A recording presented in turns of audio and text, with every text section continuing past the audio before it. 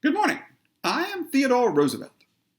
One day at the Forest Public School where Quentin attended, he busied himself with making a spitball when Miss Wallace, the teacher, was not in a position to observe him. But he maintained the stillest of jaws and the gravest of faces when her glance fell in his direction. Quentin put the spitball in a slingshot made of a thick rubber band drawn across his fingers, and he waited for a suitable target. Just then a classmate stood up to recite. Quentin aimed at the back of his head and let fly.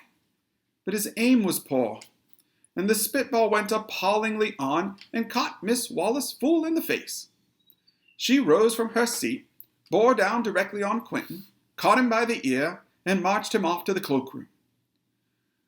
On the way there, he was making prayerful gestures with his hands to the class. Somehow he must have imagined there would be no punishment, but there was.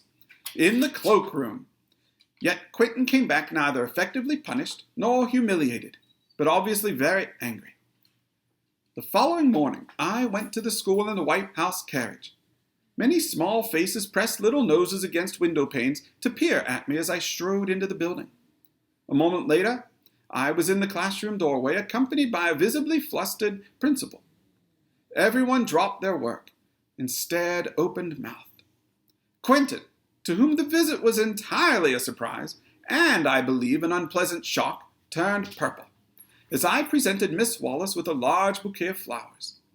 And I said, "Miss Wallace, I come to offer my apology for Quentin's rude and thoughtless behavior of yesterday. He was illustrating to me how accidents could happen, and most inadvertently, I suspect, mentioned the spitball. I understand he did not make an altogether satisfactory apology to you, if he made one at all, which he most certainly should have done. And so the least I could do, I thought, would be to come myself.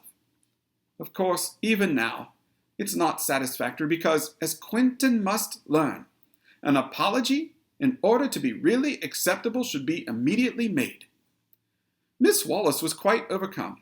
She nearly lost her voice and could not properly reply. The class, sitting as still as mice and quite overawed, suddenly became human again as I smiled at them.